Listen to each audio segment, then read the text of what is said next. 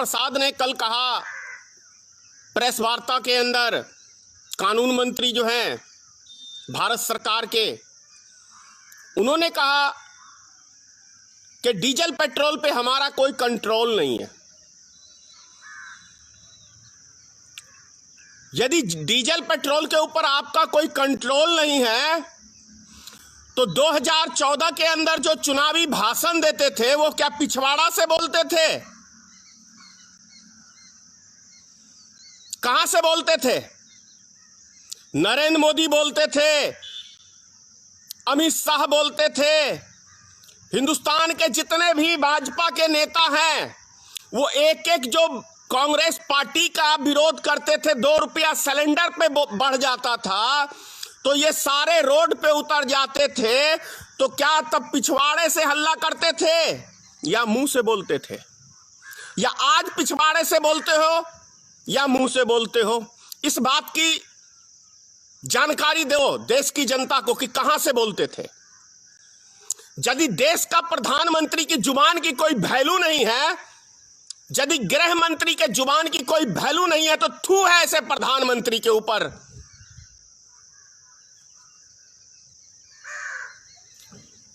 यदि अंतरराष्ट्रीय बाजार के अंदर कच्चे तेल की कीमत बढ़ी ही नहीं और भारत सरकार बढ़ाए जा रही है तो यह पैसा किसके खजाने में जा रहा है? क्या उद्योगपतियों की दलाली करने के लिए सरकार बनाया था क्या भारत की जनता ने? या देश की सारी संपत्ति बेचने के लिए आपको मत दिया था भारत की जनता ने? यह चुनाव में बोलना चाहिए था कि मुझे आप मत दो, मैं देश की एक एक संपत्ति को बेच दूंगा। ये उस टाइम बोलते ना, लेकिन उस टाइम में तो ये नहीं कहा था। उस टाइम में तो कहा था कि हम भ्रष्टाचार के खिलाफ लड़ रहे हैं। जितना काला धन है विदेश में स्विस बैंक के अंदर उसको हम 100 दिन में लाएंगे, ये कहा था ना। 2 करोड़ नौजवान को रोजगार देने का ये कहा था ना। 100 दिन में महंगाई कम करने का कहा था ना। डीजल पेट्रोल 35 रुपए बेचने के लिए कहा था कि नहीं कहा था? नहीं कहा था तो क्या गांड से बोल रहे थे या मुंह से बोल रहे थे?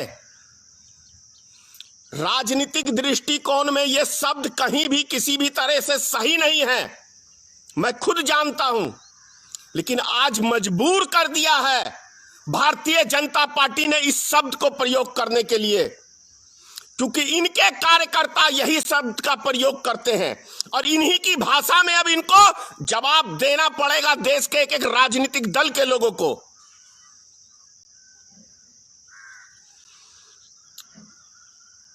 कृष्ण भगवान ने कहा था कि पाप कचरा को साफ करने के लिए कभी कभी कचरा बनना पड़ता है। तो भारतीय जनता पार्टी की गंदगी साफ करने के लिए गंदे में थोड़ा कदम रखना पड़ेगा। ये गंदगी है इस देश के, ये गंदगी है भारतीय जनता पार्टी इस देश का।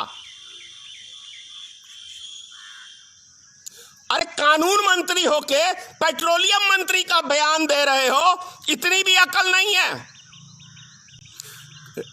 पेट्रोलियम मंत्री क्या कर रहा था? वो भी अफीम की गोली खा के सो रहा था। यह बयान पेट्रोलियम मंत्री को देना चाहिए।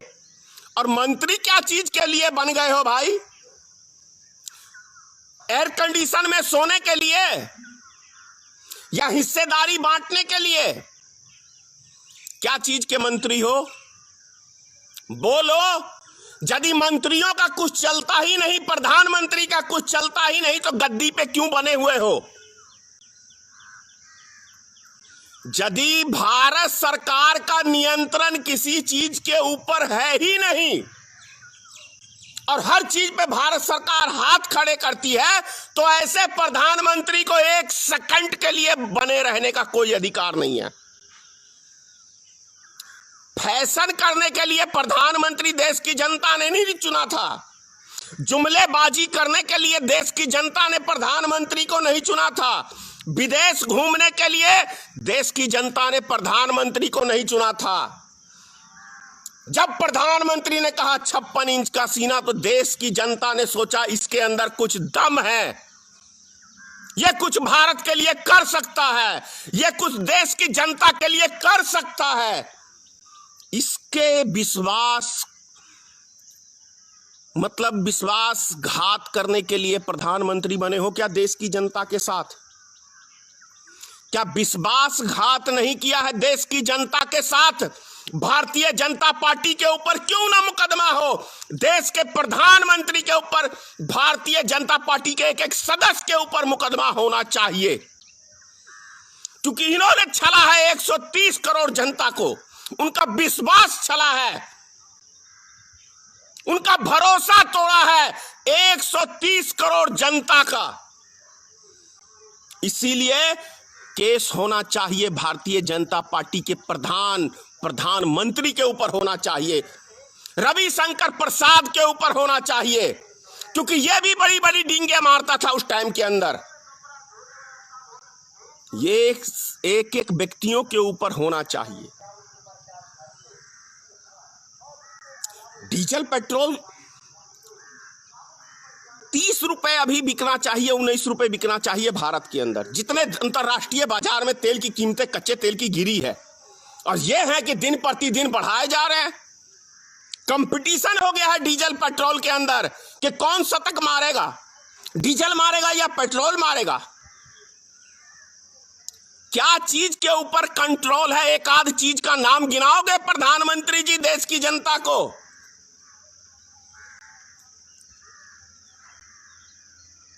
शर्म नहीं आता है इन नेताओं को? बेशर्म की तरह कैसे बैठ जाते हैं टीवी चैनल के ऊपर, डेली आ जाते हैं डिबेट के ऊपर। बेशर्मी का ताज पहन के आए हुए हैं क्या? नहीं संभला देश, आज इस्तीफा दे दो। 7वां साल जा रहा है ना प्रधानमंत्री का। इस 7 साल में प्रधानमंत्री के ऊपर लोग का विश्वास नहीं करेंगे, किसी नेता के ऊपर विश्वास नहीं करेंगे। अरे इतना तो क्या कहते हैं, जो कोठे पे बैठी हुई होती है ना, वो भी नहीं बदलती है जितना भारतीय जनता पार्टी के नेता अपने बयान बदलते हैं।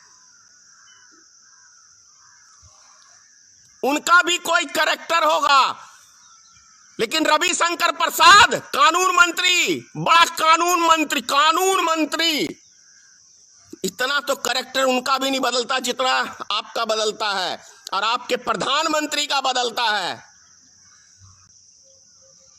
छी छी छी छी, घिना दिया राजनीतिक को, नेताओं के कैरेक्टर को।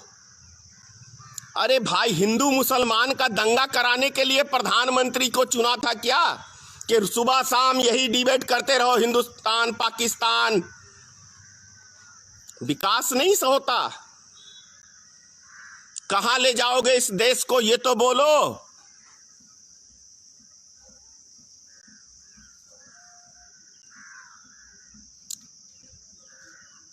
कल बिहार के अंदर 83 आदमियों की बादल का करंट लगने से उनकी मृत्यु हो गई। अफसोसजनक है। बिहार में ठनका कहते हैं। तो प्रधानमंत्री का ट्वीट आता है कि उन्हें दुख है कि बिहार में चुनाव है इसलिए दुख है। अभी जो हजारों आदमी पैदल चल के मर गए, तब तो एक भी ट्वीट नहीं आया प्रधानमंत्री का, क्योंकि उस टाइम वोट की बात नहीं थी ना। चुनाव के लिए जीते हो, चुनाव के लिए मरते हो, चुनाव चुनाव चुनाव चुनाव चुनाव चुनाव। घिना दिया है, क्या कहूं आपसे मैं। इस प्रधानमंत्री की गरिमा ही इसको पता नहीं है कि प्रधानमंत्री का जो एक बार मुख से लफ्ज निकल जाए ना, वो पत्थर की लकीर होती है। वो छिनार मौगी की तरह नहीं होती है कि कभी कुछ बोल दिया, कभी कुछ बोल दिया, कभी कुछ बोल दिया। प्रधानमंत्री की बात में एक ओजन होता है, दम होता है, क्योंकि दुनिया तब उसको विश्वास करती है उसके बात के ऊपर। क्या भारत के प्रधानमंत्री में ओजन है, दम है? वो कह सकता है मीडिया में आके, जो मैंने वचन दिया था देश की जनता को उसे मैंने पूरा किया। मीडिया से मुंह छुपाए छुपाए क्यों फिरता है प्रधानमंत्री?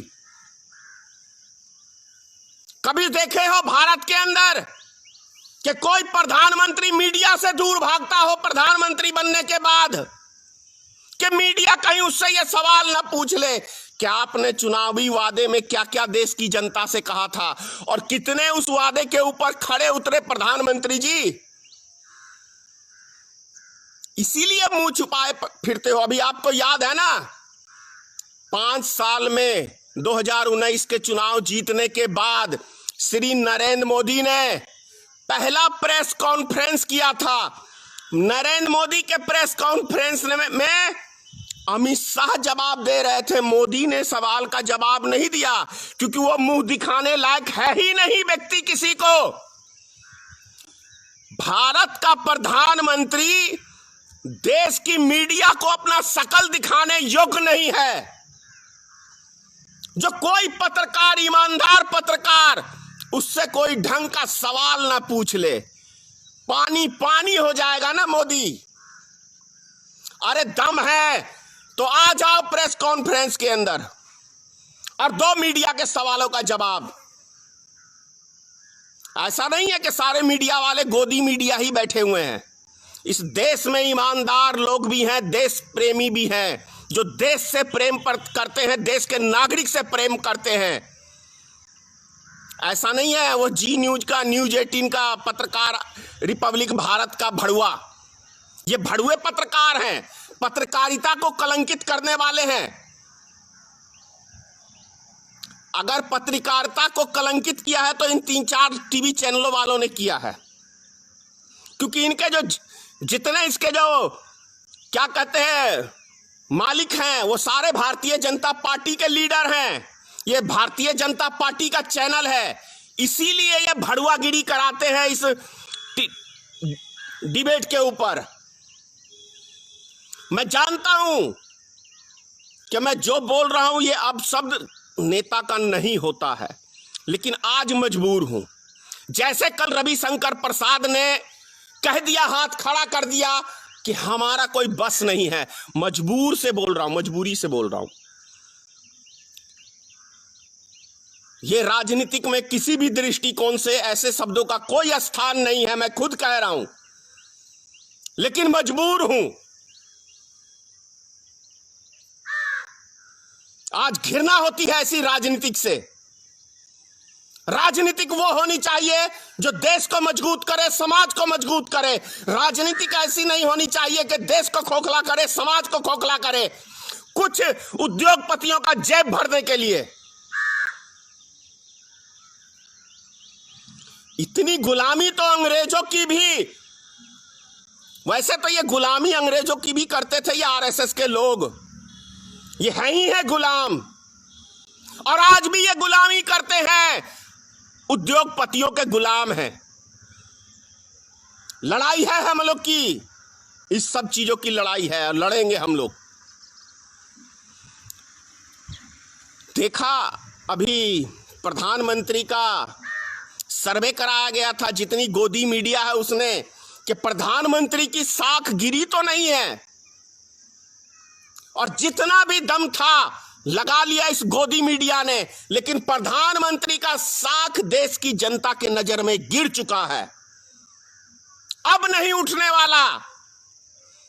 वो कहावत है ना, काठ की हंडिया बार बार नहीं चढ़ती है, एक बार में जल के राख हो जाती है। लेकिन राख को भी राख करने का काम मोदी सरकार ने किया है, देश की जनता के साथ विश्वासघात किया है।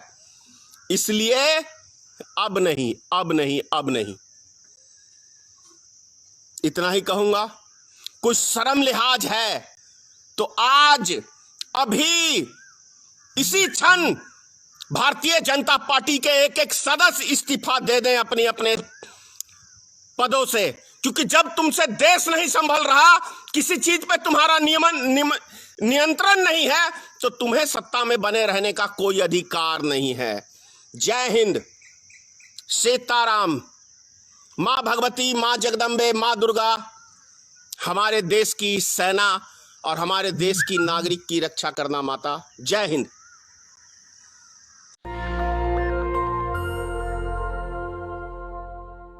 नेशनल दस्तक की आपसे गुजारिश है कि अगर इसको बचाना चाहते हैं तो नेशनल दस्तक को सब्सक्राइब करने के लिए रेड कलर के सब्सक्राइब बटन को दबाएं, फिर बेल आइकन की घंटी दबाएं। नेशनल दस्तक को बचाने के लिए बहुत ज़रूरी है कि हर खबर को शेयर करें, लाइक करें, कमेंट जरूर करें।